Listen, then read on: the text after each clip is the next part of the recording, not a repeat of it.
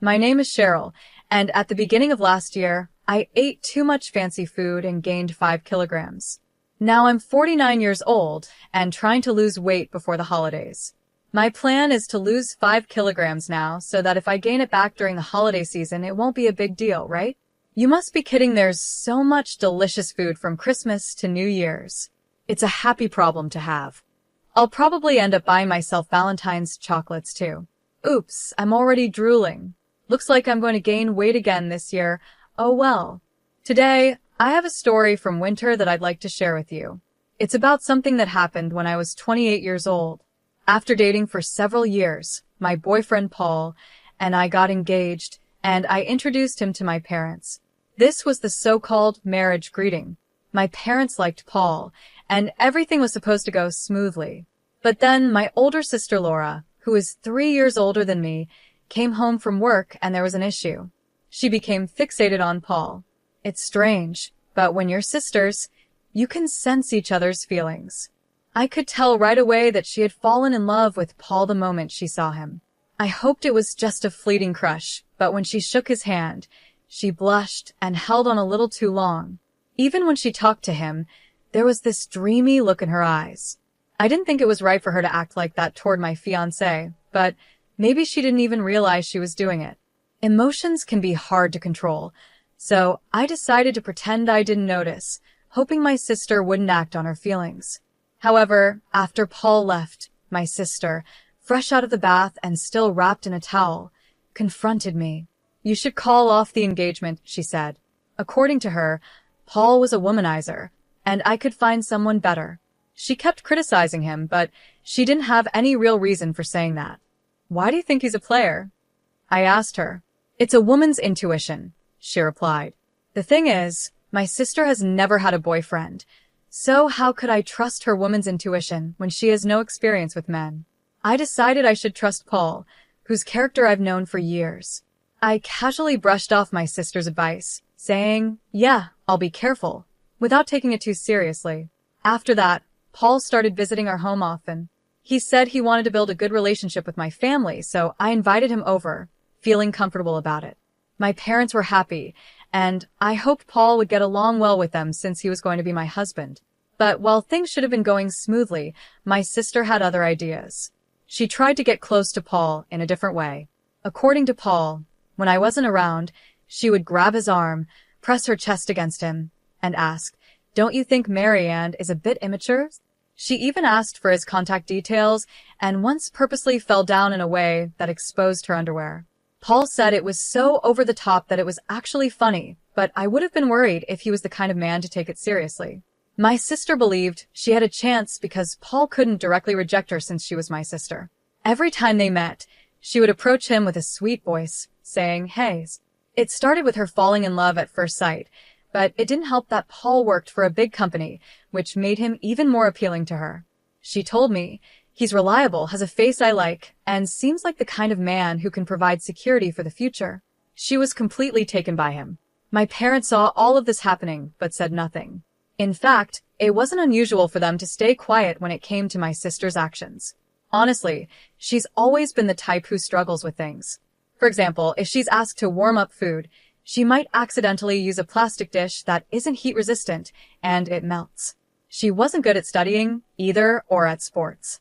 She often skipped swimming class by making excuses like hurting her foot, feeling unwell, or having skin problems. She wasn't great at schoolwork, sports, or even household chores. And, to be honest, she's not particularly good-looking either. Still, because she's the eldest daughter, my parents always treated her differently, giving her special treatment. They even quietly pushed the responsibility of supporting her onto me. I was constantly told to make sure she stood out, but without drawing attention to myself. It felt unfair to be treated so differently as siblings, but I guess my parents saw her as someone who couldn't do much on her own and felt sorry for her. On the other hand, I've always been the type to do things quickly and efficiently. Maybe the adults didn't see much value in helping someone who could handle everything themselves. So, I became good at managing my sister's needs. Sometimes I would even pretend to be less capable in public to keep the balance.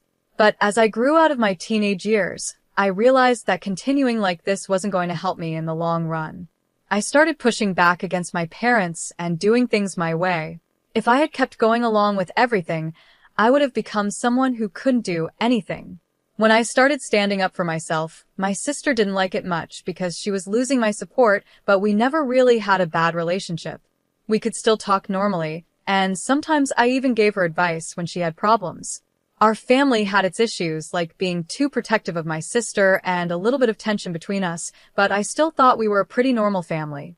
However, things changed when Paul didn't return my sister's feelings. She couldn't handle the fact that her younger sister was getting married before her.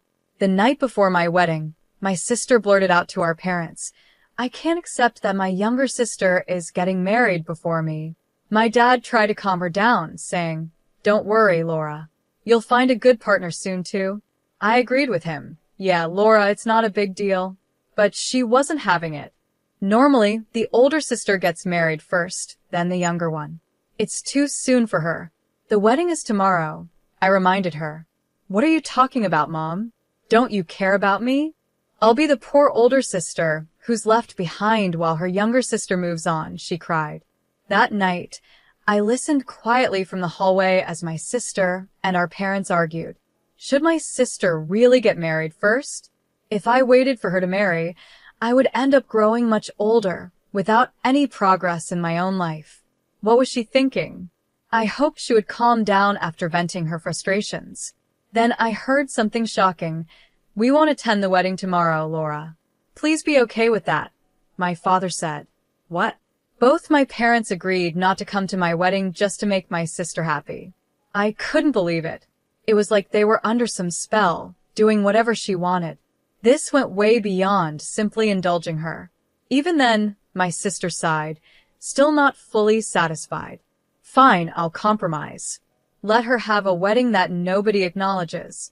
It was clear she didn't want me to marry Paul, likely because she had feelings for him. It was unbelievable that my parents wouldn't attend my wedding because of my sister's jealousy.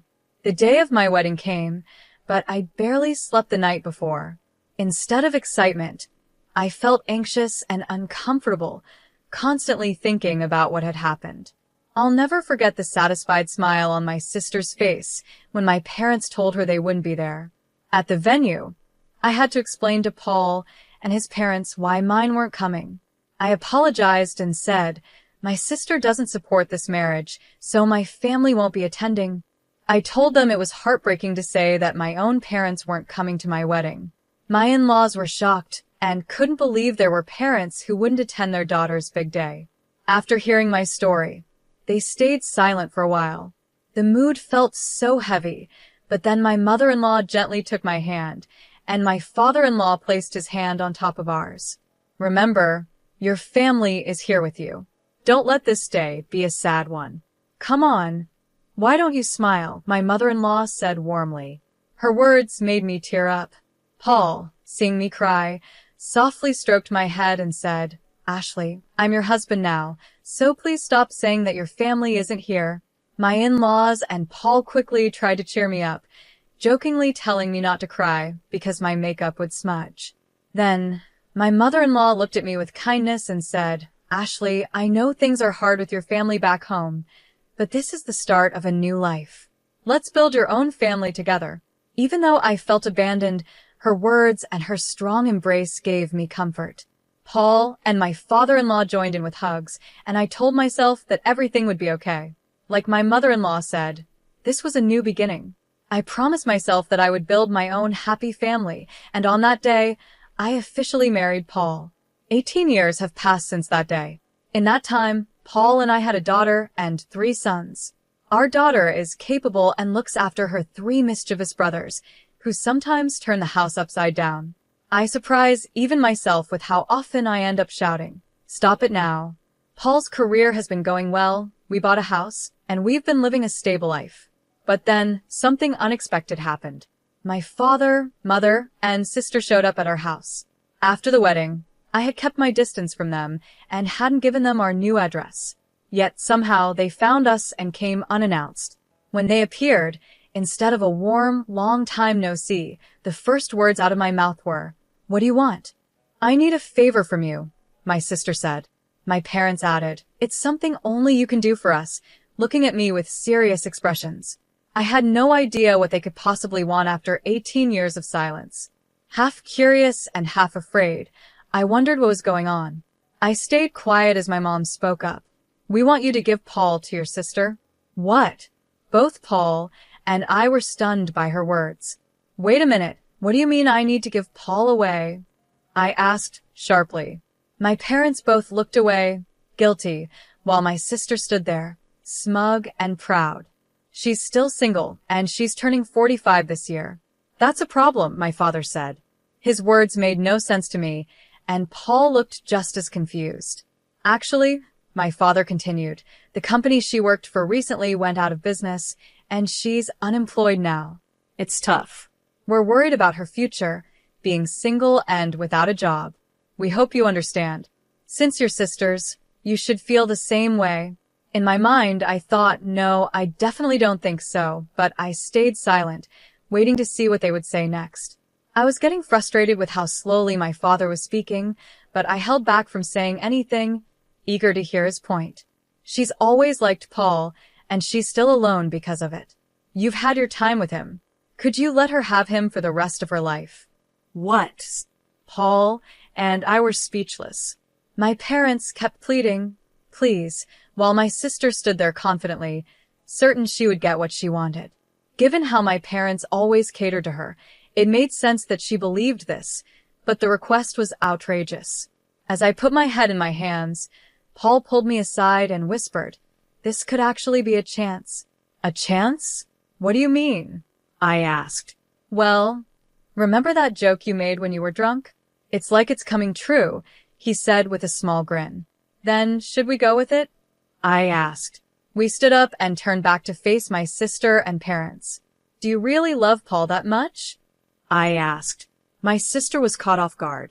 She blinked in surprise and repeated, yes, yes. I've loved him all this time. Wow, that's some serious love, I said. You've been in love with him for 18 years, even though he's married to me? Yes, she said. It's been so painful watching you and Paul together. It should have been me. Paul and I could barely hold back our laughter at her serious tone. I took a deep breath and said, all right, I give up. If you love him that much, I'll step aside. My parents were shocked. My mom quickly asked, really? Don't you love Paul too? No, actually, I said, looking at Paul. To be honest, I've always liked Laura. Paul played along, turning to my sister and saying, yeah, I've always liked her too. My sister's face lit up with joy. Really? She asked, her face flushed with excitement. I knew it. You never resisted when I hugged you, and your eyes always looked so loving, my sister said, excitedly. I've been waiting for this moment, and finally, it's here. I had to hold back my laughter, and I could see Paul pretending to cry, though his shoulders were shaking from trying not to laugh. We just needed to keep this up a little longer. We'll always be together from now on, Paul, my sister suddenly said, acting as if they had been a couple all along. She was so casual about it, like she'd been living in this fantasy for the last 18 years. Laura, I'm happy, Paul replied with a smile. Please be my support from now on. Yes, absolutely, she said, clearly thrilled. So, I'm going to quit my job, Paul announced, grinning. My sister's smile faded in an instant, and her face turned to shock. Really? Yeah, I want to be with you all the time, Laura. So I'm quitting my job to always stay by your side. What? She stammered, clearly not expecting this. I won't even go outside anymore. Paul continued cheerfully. I'll follow you everywhere. I'll even watch you do housework from behind. My sister froze for a moment, her panic setting in, while our parents looked visibly disturbed. But I'm not working either. This is a problem, she muttered. What's the problem? If we're together, we have nothing to fear. We don't need money to be happy, Paul replied. But nowadays, we need to pay for things like insurance. It's not like the old days. We can't just live on love alone, she argued, her eyes starting to lose focus. Sensing the moment was right, I jumped in. Paul, if we end up divorcing, I'll be taking a large share of the assets, so you better pay up. Don't worry, Paul said with a laugh. Your sister and parents will take care of everything. Hearing this, my parents turned pale and exchanged worried glances. Laura, my father said, this is hard to admit, but this isn't right. Stealing your sister's husband, it's wrong. Exactly, Laura, my mom added, suddenly backing away from the plan. It was as if all the passion and support for my sister vanished in an instant. What are you talking about? You promised Paul to me. Laura yelled, her frustration growing. That was before my father began, but she cut him off. I don't want to hear it. Doesn't anyone support me? Laura screamed, and in her frenzy, she grabbed my mom's hair.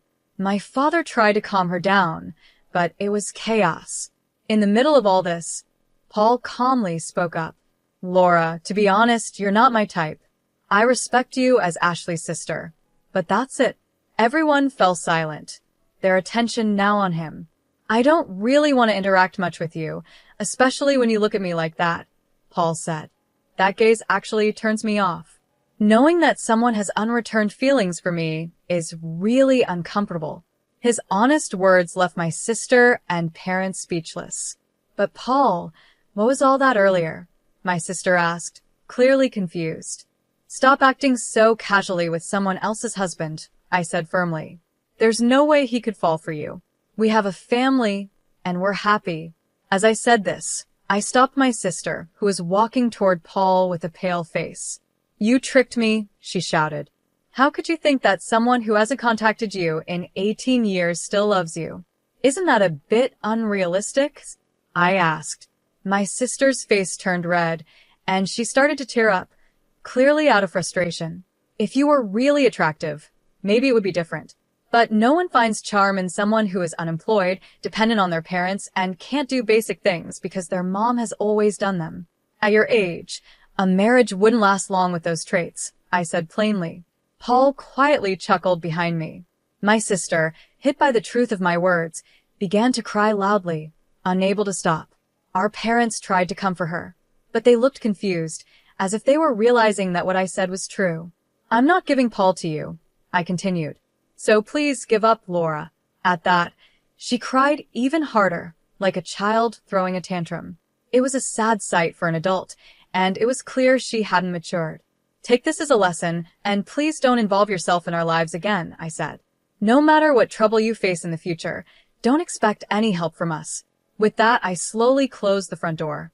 When my children asked what happened, I simply said, it's Halloween season, and it seems a ghost came early. My eldest suggested we exorcise the spirit, but I stopped the idea, though it did feel like there was a ghost wailing outside as my sister continued to cry. 6 years passed, and she's still single. She found a job but got fired for inappropriate behavior, and she caused trouble by rushing into a marriage that didn't work out. Now, she's banned from matchmaking events and seems likely to stay single for life. My parents, despite being tired, are still working part-time jobs to save money for her. They've probably realized they can't rely on her to take care of them in the future. Hopefully, they now understand the consequences of spoiling her all these years. I spend my days as a homemaker without having to worry about school fees for my kids, thanks to my smart children and my husband, who has a stable job. Sometimes, I wonder if working outside the home would help me burn off the extra calories I gained during the holiday season from eating too much. My daughter, who is already slim, is entering her growth phase and has been talking about wanting to go on a diet. I'm trying to convince her not to. You can think about dieting when you're older, like me, I tell her. My 3 sons love dancing and recently showed off their skills at a local event, where they won several awards. They proudly say, we're going to be in Pearl Jam one day. So, I really hope Pearl Jam stays together until they grow up. We regularly get visits from my in-laws, who are as dear to me as my own parents. We always enjoy delicious meals together. When the kids have their spring break, we plan to take a trip to a spa, and I'm excited about spending some quality time together. Although there were many challenges before marriage, my life since then has been filled with happiness. The bonds within our family have grown stronger, and I'm grateful for the love we share. I hope everyone stays healthy and lives long so we can continue to make precious memories together as a family.